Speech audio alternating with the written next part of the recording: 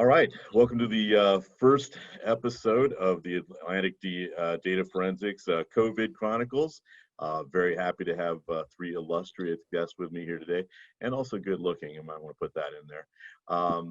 But I will let each one of them introduce themselves individually. Tell me who you are, where you're from, what you're up to. Steve, we'll start with you. Sure. So Steve Zalewski, Deputy CISO at Levi Strauss. So we make jeans, for those that don't know. And I always say we make jeans, how hard can we make it? Yeah, we can make it pretty hard. All right, Doug, you're next. Doug Close, I'm Senior Vice President of Cybersecurity Solutions at SARES, based out of Chicago. We're a value-added solution partner for cybersecurity products and infrastructure cloud products, as well as a tech refresh practice as well. Been with SARES for 18 years, building out the practice here, and it's been a great ride to be in this very dynamic space of cybersecurity. All right, and Dave. Yep, Dave Sciamarelli. I work with MacKenzie Commercial Real Estate Vice President. I specialize in leasing and sales of office and industrial buildings in the Baltimore, Washington corridor area. And this is Hendricks. You'll probably see him in and out of the podcast as well. We're a dog-friendly podcast, so it's okay. That's awesome. I am Brian Dykstra. I'm the CEO of Atlantic Data Forensics, based here in Elk Ridge, Maryland, Columbia, Maryland, right between Baltimore and DC, providing computer forensics and incident response services to clients all over the world. It's weird, but I know all three of you individually. I work with all three of you individually, and none of you got to meet each other before, so this should be fun. All right, so first up, since I didn't want to make this all super depressing, I wanted to get people in from different industries and talk to you all about what's going on in your industry. And I'm going to start in backwards order just because it'll be more fun that way. So Dave, you're in commercial real estate. I know you work that whole Baltimore, DC, Northern Virginia corridor area. You sold me, I bought my office building from you. Tell me what's going on in the commercial real estate space, in this pandemic.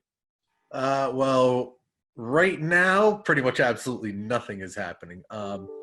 But let me, I'll kind of say what was happening leading up to it, and then what happened the day pretty much that COVID started and what we're seeing right now. So leading up from 2019 into early 2020, the commercial real estate market was extremely hot, I would say. So I personally started in 2011 coming out of the last recession. So really never saw a bad market. Every year it got better, and we were seeing just phenomenal things happening. Rates were up, demand was up. I mostly represent tenants, and you were seeing most of the tenants around here expanding, which is a great sign for the economy as well, because it means business in general is doing extremely well. As soon as COVID really took effect in the United States, I probably had a dozen and a half deals lined up. Most of them went on pause. And since then, they have either said, we're just going to stop until we figure out what's really happening, or we're going to wait to get a real better idea. As of right now, very little activity in the market. I've had 3 tours in the last 45 days, which usually I do 5 or 6 tours a week, to give you just an idea as to how busy my personal schedule is with it. And a lot of it now, I think, is more advantageous. Investors and buyers looking to find some real advantageous deals for themselves, and anybody who's looking for office space is trying to really figure out what's the next the next commercial real estate situation going to look like for tenants in this area, and how is it ultimately going to work with their businesses. Right. And Doug, Steve, you guys both have substantial amounts of real estate.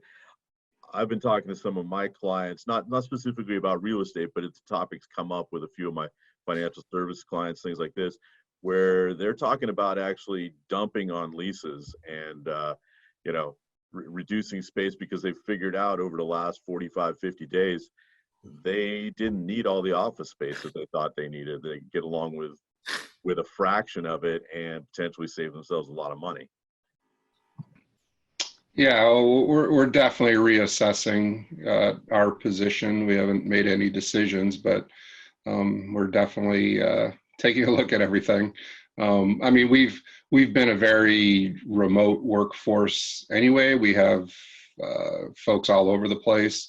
Very few people actually went into offices, but we still had a core group of folks that did visit the office. But we're definitely reassessing that now.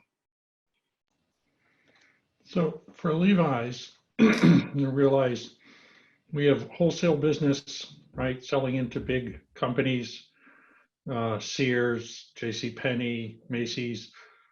We have a retail business. So we have our own stores around the world, several thousand.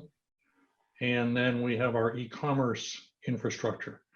So when you ask about rents and space, right? The biggest opportunity for us, obviously, is what are we doing with all of our stores around the world? And we definitely have gone with the majority and are actively renegotiating leases around the world in order to be able to go, right? Cash is king, as our CIO says. And we're meeting with definite success. I would say a lot of the strategic partnerships, this is where you find out who your strategic partners are versus who your mom and pops or guys that are just in it for themselves. And so it's been really telling for that as far as around the world. And it may result in some rationalization for stores. Because again, then it comes back to how much money can we make, right? Because today, I mean, our stores are closed, right? So no revenue coming in.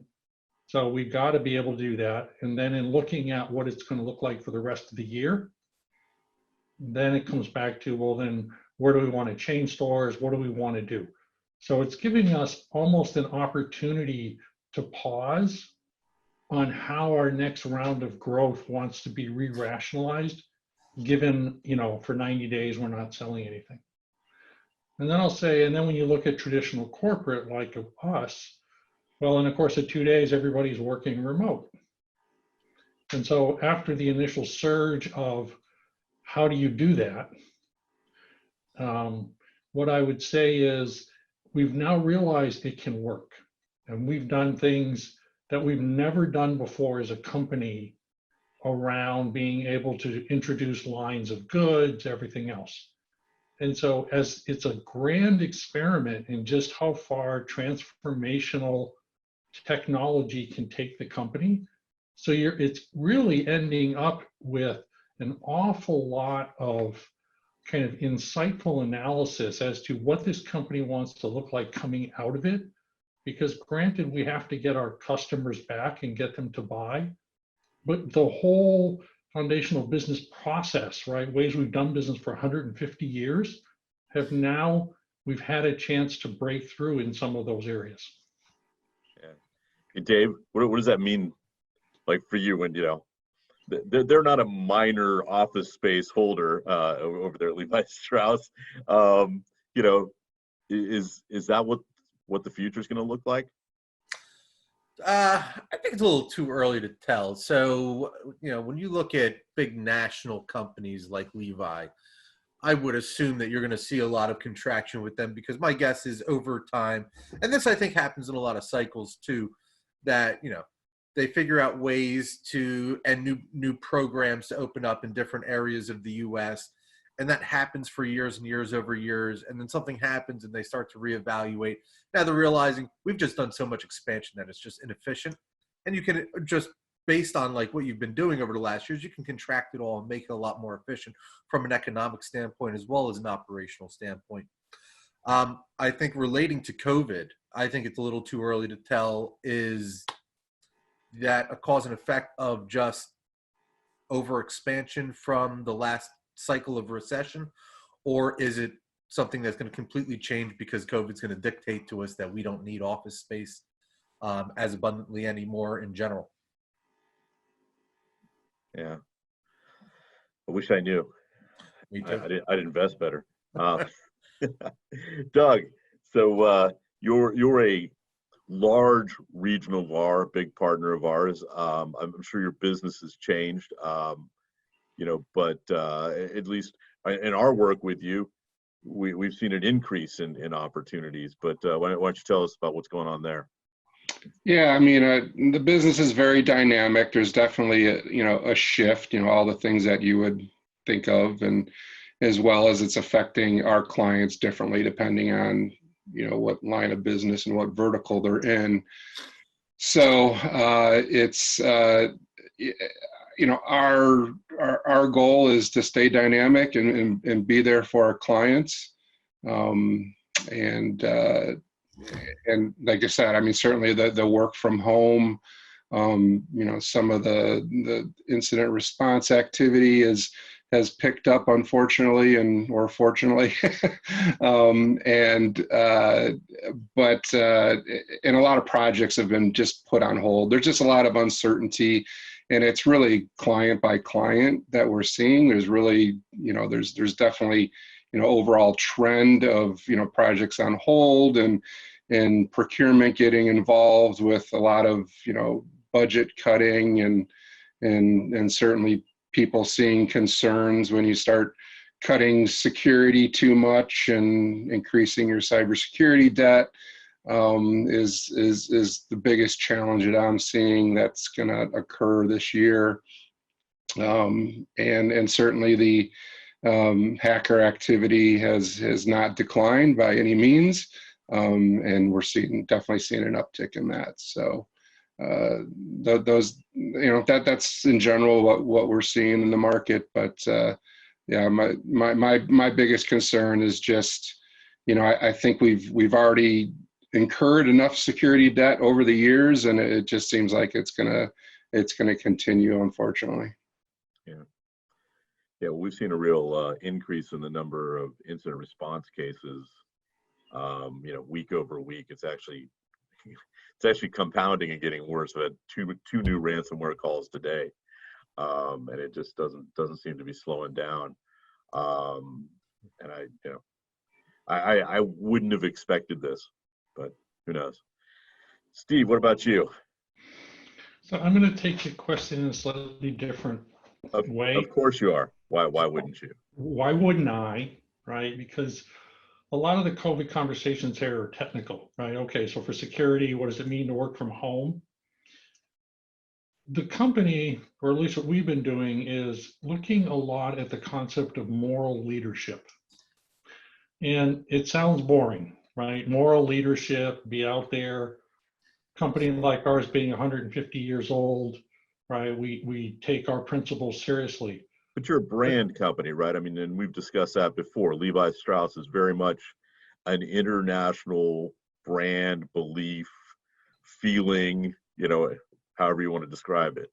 It's a lifestyle. That's what we talk about, right? Which was, you look at Levi's not as a pair of jeans, but as, part of your history of growing up and everything else. Now, that means we have strong, social things, right? Moral things. We care about a lot of things. We try to save the earth. It's important for us to understand who our stakeholders are to sell. Now, the interesting thing about moral leadership is doing the right thing. Okay, that's what it comes down to, right? Do you have the moral fortitude to do the right thing? Now, from a security perspective, right, and like COVID-19 is we've put everybody out in their own homes, or we've had to furlough lots of people, okay? And so beyond just the technical of, well, what does our security perimeter look like? We've thought about it from a security awareness perspective, which was, well, what does moral leadership look like? What is it that we have to do to allow our workers to be productive, feel safe and secure? So what do you do with your security awareness program, right? Do you harp on new types of threats that are coming in with COVID?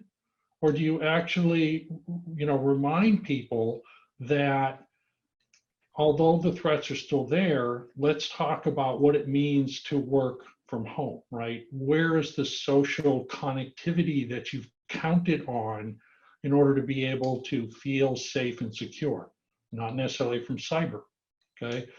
What does it mean as people start to go through this grieving process and are working lots and lots of hours or working in ways that they're uncomfortable with, where they may be more inclined to make mistakes that impact security, right? A lot of executives are not technically savvy, especially in a retail space. And so what's the right thing to do? And so it's been interesting to flavor, right, the response and how we support the company, the value of cybersecurity, around looking at that moral leadership and making sure that we're understanding all of the facets of where we have a responsibility, rather than looking at it as simply, you know, kind of the technical security of the company. And it's had some really interesting impact in our thinking as we're doing this kind of pause and pivot. Good. I want to hit that one next, but you brought up a couple of things I want to ask just across the board. Steve mentioned furlough in there. I've been super fortunate. We haven't had to do that. We've actually seen a surge in business in certain sectors. Obviously, our civil litigation and things like that have stopped. Courts are closed. But wondering about that, as anybody, you know, had to let people go, and in what numbers, and you know, how are you handling that?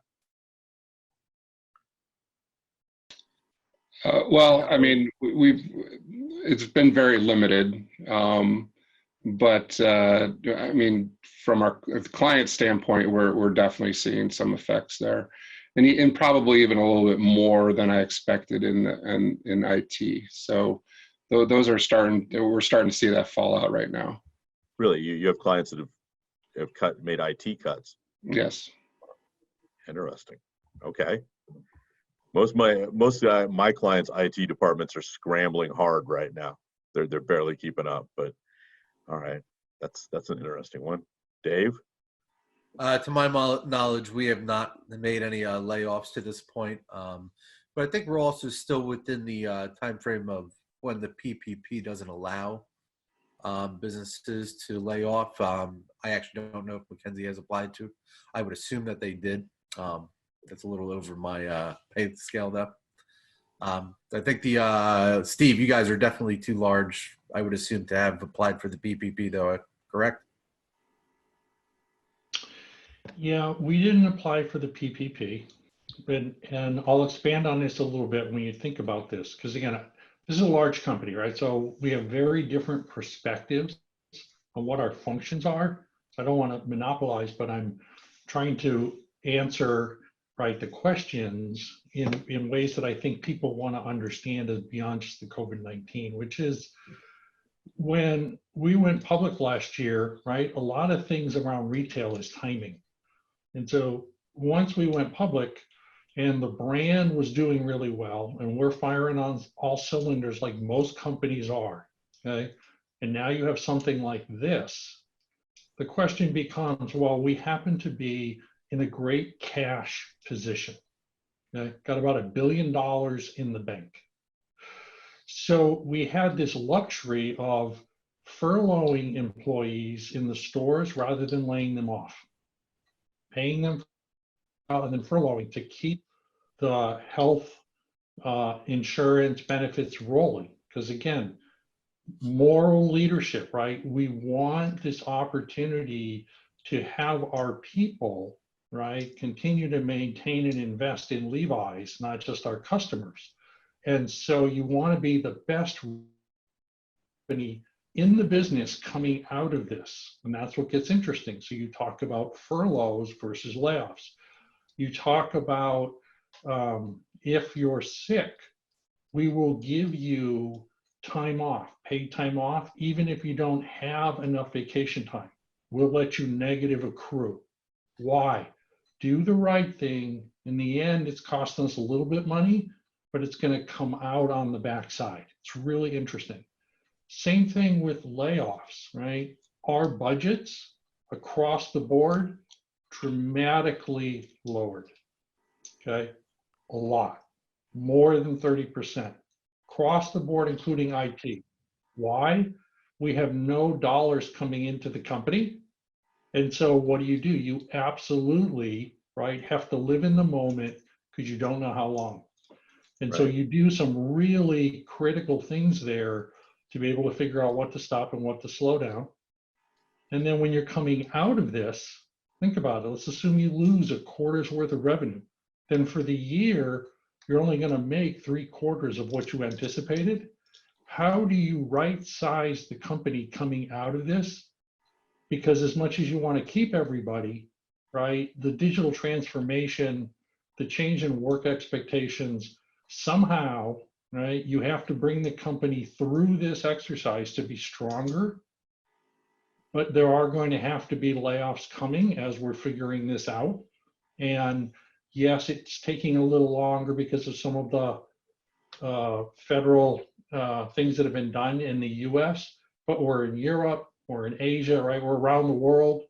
And so it's not a US centric thing. It's which of our markets do we believe are going to come out, right? China went in 2 months early on this and had to shut down. They're now opening.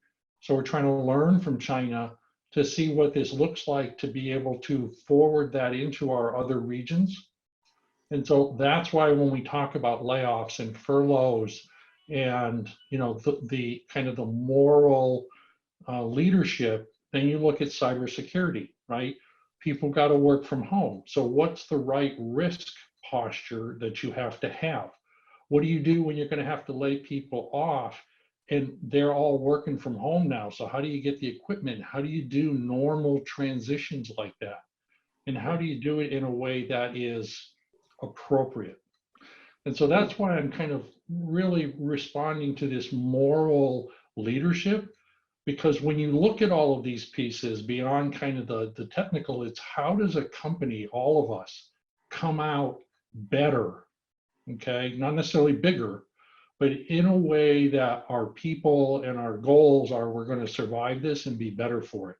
Yeah, So, I've heard that from some other clients of ours that they're holding on to people even though it hurts the bottom line, because their point of view was that if they let them go at this point, they were never going to recover as a company. That it just the best and brightest they had would find other opportunities if the company cares so little about them that at the first sign of a speed bump, they toss everybody off the boat. I don't know how boats and speed bumps got together in my head, but yeah, roll with me on that one. Just assume that one made sense. All right, let me get to my next question here so that we get all these out of us here. So I've heard a lot of really random things from a lot of my clients. We have, I don't know, a couple hundred clients, about stuff that they experienced in the lead up to sending everybody home for COVID-19, and then right after, that was not anything like what they were expecting. Just completely didn't expect this to happen. It happened, and now it's a thing, and we're dealing with it. Was wondering, from each of your industries, what was that thing that you just never projected for, but it happened, and this is how you dealt with it? Dave, you want to hit it first? No, start with someone else. I got to think on that one. All right, Doug, you're next.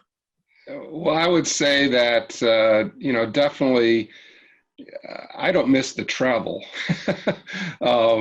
I think we're actually more productive because we're not spending a lot of time just traveling around, for travel's sake. Obviously, I think, the interact, especially in our business, the face-to-face interaction is truly missed, and it's really hard, from a sales and marketing perspective to transition to this, being that we're a very relationship-driven company. So that's been a challenge. But I mean, overall productivity, I think people are invested more to make sure that we can get through this. I've definitely seen the people that are, stepping up. We are an employee-owned ESOP, so the true colors are coming out for the people that are, truly stepping up to make a difference, from a company standpoint. So that's been great to see. I've actually spoke to some companies where they're concerned with employee burnout because they've seen such a surge in the number of hours that employees are putting in. You know, they sent everybody home with the expectation they'd work less, and instead they're seeing a higher billable return off of some of their hourly employees and things like this, you know, in this period of time, and they're genuinely concerned that some of their folks are taking every call in every time zone all the time, and you know, working themselves a little too hard. Yeah, I mean, well, we have a lot of extremely hardworking people to begin with, so I'm not too concerned with that in our organization, but you know, I'm definitely, in some of our clients, I'm seeing some people that are definitely being stretched. That's for sure. Yeah. All right, Steve, what about you? So huge efficiency gains in the short term, right? Especially like in the Bay Area, other areas where commutes of 2 and 3 hours are common. People just rolled in. Huge increase in efficiency as people figured it out. I love the 95 corridor right now. I get blown by at 80 miles an hour. It's ridiculous. I got to be over in the right lane or else I'll just get crushed. Yep, which is awesome. Second thing is this forced, the company has been trying for years, like to get teams out, to get everybody to really understand, right, how to use all the collaboration tools. And this allowed us or forced us, right, to push it out globally, almost overnight. We've been working with it.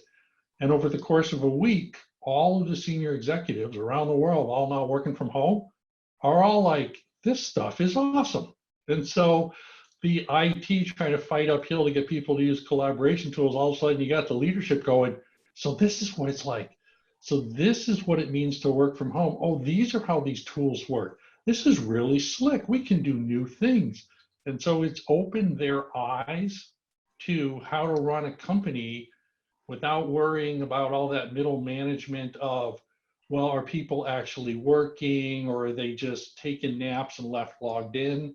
It completely blew all of that out of the water because everybody was doing it. Now, the two funny stories I'll have to share with that is, so a lot of VPN connectivity all of a sudden, right? As opposed to people working inside, which means our firewalls, our VPN servers all started to max out. And then we started to analyze the traffic, right? Because we can't lose it, right? I mean, we live and die now by that. And we, over the course of a couple of weeks, had some interesting observations around the amount and timing of the use of YouTube, Netflix, right? Other movie streaming services where we're like, what the hell are they doing sucking up my VPN bandwidth? Yeah, you're not alone in that. I talked to a big global law firm that they realized right away that their VPN infrastructure just wasn't designed for the whole company to be on it at one time, and they basically had to reach out and go, look, if you're not an attorney, we're still going to pay you. Just don't get on the VPN. Just we'll call you, we'll email you, we'll let you know what we need. Just don't log in. And so over the course of, you know, even now we still fight it. Every day we watch this and we're doing dual, not dual hosting, you know, we're throwing more and more of the stuff that was on the VPN out into the internet, right? So we're getting more efficient with it. But the other funny story was, so everybody had to work from home. And all these people all of a sudden wanted to go back to work to pick up stuff that they didn't take home when they left, okay? So we were talking about this at corporate a couple of weeks ago where we said, look, we're gonna have to do something. So we're gonna have to let people come, but we can't let them into the building, okay? We're gonna have to meet them at the loading dock. You're gonna have to pull your car in, open your trunk, get your back in your car. You know, one of our people will take the stuff that you told us to get out of your office. It's in a box, put in your trunk, we'll close it, you drive away, right? So totally hands off. So the question became, So what are the types of things that people were asking for or were trying to take away? Okay. And some of the funny things is somebody asked for their dirty running sneakers that were sitting in their office.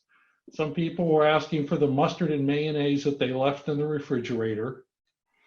And then some people were trying to bring home some of their office furniture, like their couches.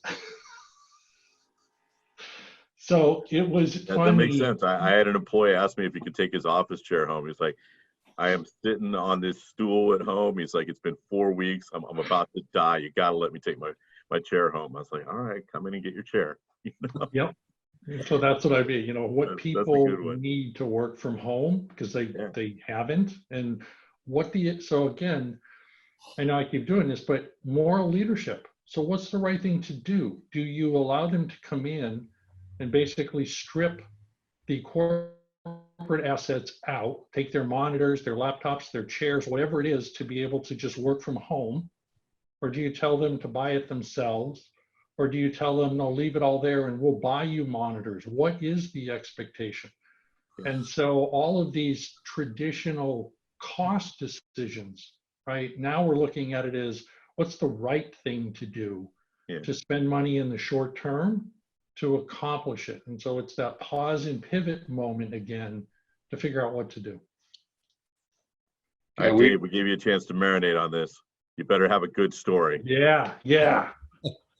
Not so. Through the conversation, one thing I thought about is that I think a lot of companies over the years have been trying to figure out, is work from home a good thing? And if so, would it make me efficient or would it be a little bit less inefficient? And from what's been happening, this is kind of like they've been forced to discover it themselves and figure out, is this a good thing? Is it good for my employee morale, or does it really just allow them to go home and do nothing and state that they're working? So, and it's probably a little too early to tell for a lot of companies to figure out, is it really the best move from a long-term cultural aspect for the company? But I think for a lot of groups are going to be able to figure out, is this a good long-term plan for us to do? And another thing, like especially where I live in the Baltimore-Washington corridor, there's a huge fight for talent. And a lot of times where that talent goes dictates as to where the office is located and the amenities that are around the office. I think that if companies are going to be able to do a lot more remote working and figure out a way to make it efficient, it's going to open them up to a lot better talent that they're going to be able to recruit from. The talent pool is now literally the entire world if they can figure out a way to make it work right. So, and a lot of companies are probably going to figure out how to do this accidentally because of everything that's happened. Yeah, no, that makes a lot of sense. I have employees in New Zealand and Ecuador, and it's they're on slightly different time zones, but it's just like having them here, right? It doesn't change anything for them, so that's a good one. All right, so question number 3 on the big list. What did you discover as an advantage? Like, what was the thing that you it just turned out this is great about this pandemic? Not that the pandemic's great, but the new thing that you learned, you picked up, that the company did. I mean, Steve already alluded to this, that senior management all of a sudden went, oh hey, geez, remote working works. Makes the IT department look good. But what's that unexpected discovery during the quarantine that this is a really good thing for us? Doug, you're in the center of my screen. You get to go first. Well, like I mentioned before, travel. I'm trying to think. I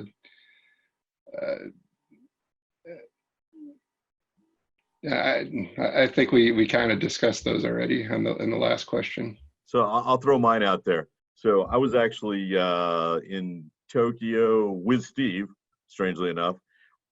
2 days later, I went to Singapore.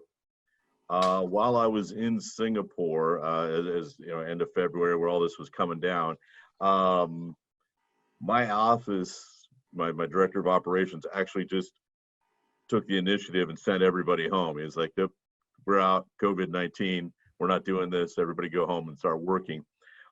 Implemented our plan for that. There was an IT plan. There was a structure. This is how it's going to work. This is, the minimum rotation of people through, and it worked perfectly to the point that I didn't even realize it happened. I was on my way back from Singapore, back in the States, actually taking the train, empty train, which was awesome. You ever ride an empty Amtrak train down the Eastern Corridor? That's an amazing experience. Whole car to myself. But that was the first time I realized that they'd been working from home for over a week and a half without me. So it's just nice to see, your plans actually happen and work. Well, I guess I will add that we've done some virtual happy hours. Those have actually been very fun. Like I mentioned before, we're remote anyway. We've been used to doing a lot of work from home, but we've never really done those. It's usually just been on conference calls. We haven't really leveraged video before, let alone do more of a social thing virtually. So I guess it's been kind of fun to, see people's pets and their houses and learn more about them, outside of just the day-to-day work. So I think that's definitely been a plus. Now, did anybody have a situation where you actually didn't have enough computers for people? So we had several clients that were, had people boxing up desktop computers and monitors and, and keyboards and stuff like this, and sending them home with folks because they were just in an environment where not everybody had a laptop. They intended to keep the staff on, but there just wasn't enough, equipment to go around. Yeah, we did a lot of leases for clients because we have a whole warehouse full of equipment and it's virtually all gone. But we definitely heard the horror stories of people just picking up their desktops out of their offices and monitors and taking them home. And right. Just from a cybersecurity perspective, it just shake your head. Well, I talked to some help desks that were just like, and then these people got home, had no idea what to do with this big box of computer garbage that got handed to them. And so they call the help desk and they'd have to wind the mouse, hook it to the back of the computer, the back of the other side, just all this craziness and trying to reconfigure software, systems that were never meant to be taken home. So I have one to share that was kind of an aha is when people are in the offices, right, you have basically two classes of people, right? The people that are social and the ones that are more introverted, right? Extrovert, introvert. And so when you're in person, in rooms, the extroverts tend to monopolize. And the introverts are there, they do their job, they're quiet. Once we put everybody at home, the extroverts were all of a sudden the ones that were the ones out of the comfort zone because they didn't know technology, they weren't comfortable working by themselves, self-motivated, blah, blah, blah. They needed other people, they had to talk. And so the introverts became much more visible and their value to the company became much more noticeable because it wasn't just they were the IT guys to go to, but they knew how to operate this way. They didn't need all of that social interaction. And so the extroverts had to learn from the introverts basically how to function, right? And they were the ones now that were having to go through this exercise in changing behavior. And all the introverts now had, were speaking up because they were comfortable with it. And so we had to realize there was this whole new, kind of feedback loop that was coming in as a result of this transference into the, out working from home.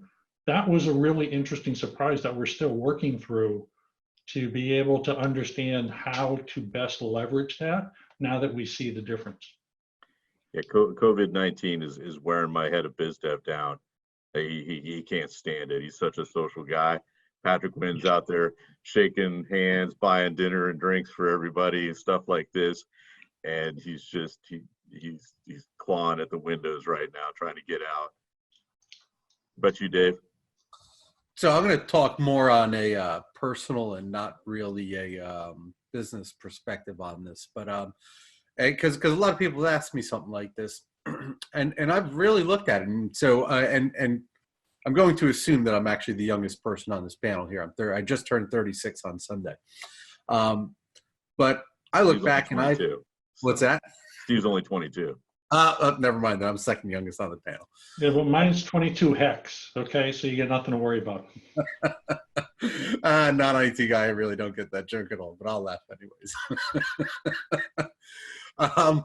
So I've been working pretty much nonstop since I was 2 weeks before my 14th birthday. And if you look at that, except for going to college, which really was a 4-year vacation, which I got educated all at the same time. I mean, I've been working nonstop for quite some time. So when all this stuff happened, I was like, you know what, I'm really just going to try to take the best of this. I'm going to use this as a little bit of a mental break, mental and physical break. I mean, me and the pop over here, we go for walks every day. I was playing tennis for as long as I could. And it really, you know, the amount of work I could do was very limited. And it was really just a way to kind of refresh, because really, when I graduated college, I looked at it as I'm really not going to have more than, a couple of weeks off at a time for vacation again until I retire, which I'm 36 now, could be when I'm 75 years old. So, I mean, me personally, I've just been trying to make the best of it, keeping in touch with friends that you need to, keeping in touch with business colleagues, clients, and, you know, strategic partners, and just trying to figure out how do you make the best of it and how do you come at it on top, whether it's from a business standpoint or a personally mental, physical standpoint. All right, so I should have mentioned this before. It is May 14th. Tomorrow's May 15th, which in Maryland means that they're opening up a whole bunch of the state. I believe they've got restaurants, barbershops, some bars, things like this. Churches opening tomorrow. Things like this all opening up. Virginia, I think, is doing a little bit different. I think DC might have pulled back. Some of the counties are still shifting around, things like that. What does it look like for you guys short term? Kind of what's the plan? You know, and what you guys are doing, and then what's the long term game for the company? I'll let anybody that wants to speak up first take that one. Well, we definitely have a good mix of employees that are doing different things. We actually in different states, I'm sure just like Steve, and it's, you know, we've got folks that are already leveraging PPP that are going in because they're essential workers doing essential things. But still, majority of our company is work from home. So there's no real rush to do anything other than understanding when we're going to be able to get back in front of our clients if they want us to get in front of them, and making those decisions on how to do that. You know, it's pretty much state by state at this point, how we're going to handle that, and you know, just gather as much information as we can from the latest situation. But I don't think anybody can predict what's going to happen here in 3 to 6 months. It's just crazy. Right. Are you going to start bringing employees back in? Well, so they'll have the option to do that, yes, if they feel comfortable. If the states allow them to do that, they will absolutely be able to come into office. We'll have PPP and, you know, go through the necessary, operations to do that. But it'll, you know, we're still leaving it up employee by employee, because we know every employee has a different situation, home situation. It's just not them personally, it's all the people around them. So yeah, it's all those people that and two make two, so on. All right. Well, since I'm in California, I jokingly say it'll be at least 2022 before California even lets us out of our house. Okay, so I have no idea if we'll ever be but there's a left out. difference there, right? I mean, Southern California, Los Angeles, they're talking about, you know, tomorrow it's back to normal, and, you know, up there around the bridge, they're talking about not even considering it until what, July, August? Yep. Well, who knows, right? They are so, everybody's got to be safe. That's why I joke. I'm thinking, you know, even if the state lets it go, or lets us into the offices, than just putting people into the office. That same kind of really conservative view of we don't want it to restart. So 10% of the population is allowed to go back on a day. I mean, they're trying to figure out how to do this to allow people in, but not to really, do the socialization. And so I simply say the people are going to decide by themselves over time, right? Everybody's kind of getting tired of this. And a lot of the states are either independently or the people inside, like in Southern Cal, are simply saying, okay, we've had enough. Okay, this is what we're going to support. And let's get back to business. I feel like that another month of this, we'll have a better clue, because the general population of the United States is starting to speak their mind, and you're seeing a lot of this. And then it's just, are the states being proactive to open it up? Or are they being reactive when people finally say, like Tesla and Musk, I'm bringing my guys back in. I don't care. You want to arrest me, and I'm going to sue you because you've exceeded your authority. So it's a really interesting play.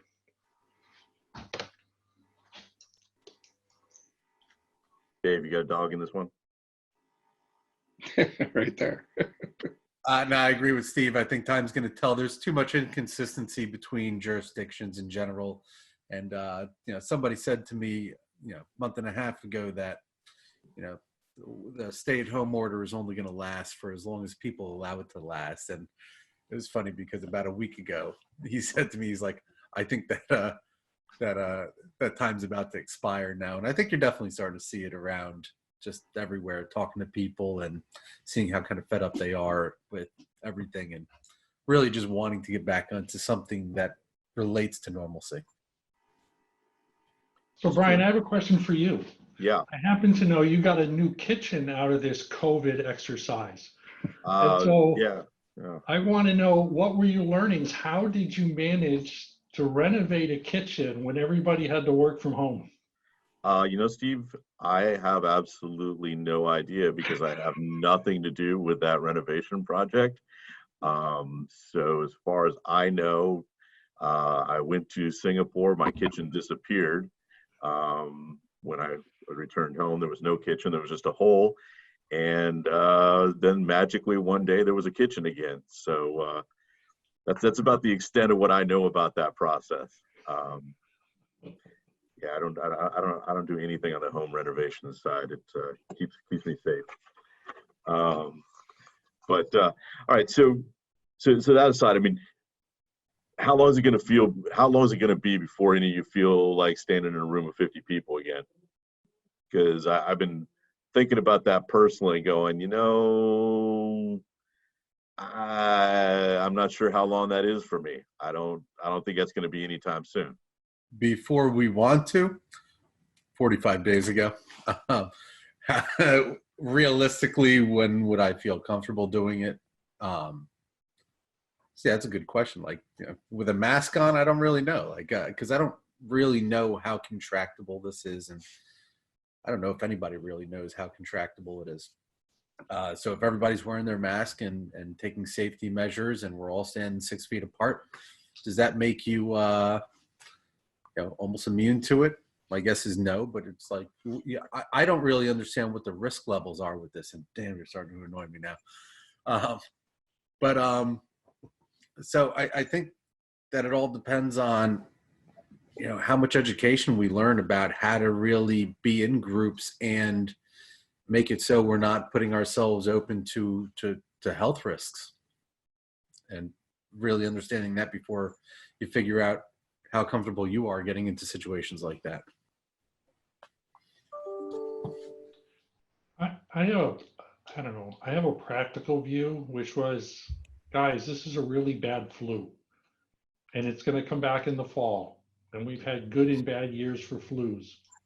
So at some point, I want to say common sense has to break out, right? Which was, you hear in the news, herd mentality, herd immunity. Whether we get 50 people or not is, I think, to a certain extent, from a social, cultural thing. When are we going to realize we got to get back to work? We got to do stuff. Time will go on. The flu will change, right? And so some time has to go by.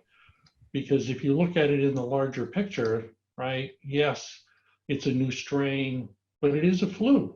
And if you're over 70, you're, or you've got some comorbidity associated with it, but the rest of it is, where's that middle ground? And I think that's what we're going to have to find. And you'll find it in different levels, right? The kids may be much more inclined to do it because they're younger. If they get it, they get it. And so that's what I'm waiting to see is once the news and everybody is done making this such a big deal and looking at it from a slightly more pragmatic business perspective, what's the moral, right? Same thing, moral leadership. What are we doing to address people's concerns, but also trying to do the right thing for everybody? That's where I'm hoping in 2-3 months, it's got to be moderated. We got to come back more towards the middle. There's obviously a lot of different ways states are handling this, and it's just we just have to wait for it to come out in the data. That's what it's going to come down to. I don't think there's any way you can guess right now. It's unfortunate that it doesn't seem like they have a lot of data so far, but I'm just all about the data. I think they almost have too much data, right? They have too many possible symptoms, too many, different scenarios, and not enough, real facts in there on some of that stuff. But all right, well, that was everything I had, gentlemen. I appreciate your time. My personal thoughts are on this. I think we're going to see an uptick as we start to. So the infection rates here in the DC, Virginia area are still pretty high. Indicating that whatever it is still fairly contagious. I think we'll see a definite upturn in cases over the next few weeks, and we'll make decisions based on that. Maybe there will, maybe there won't. But I think regionally it's going to be different also. So. Well, I think when Scotch and Cigars comes back, I'm happy to be with 50 of my favorite people. I know, right? And they canceled Black Hat and DEF CON, which isn't until August, out in Vegas this year. So, at least that organization is that far ahead on it. They're not willing to put that together. And I'm actually looking forward to that. That's a couple weeks from now, but I have some casino folks on, and Dave wants to come back. Dave is the only person I actually know that goes to a casino and wins. Not every time, trust me. not every time. It's only the ones he tells me about.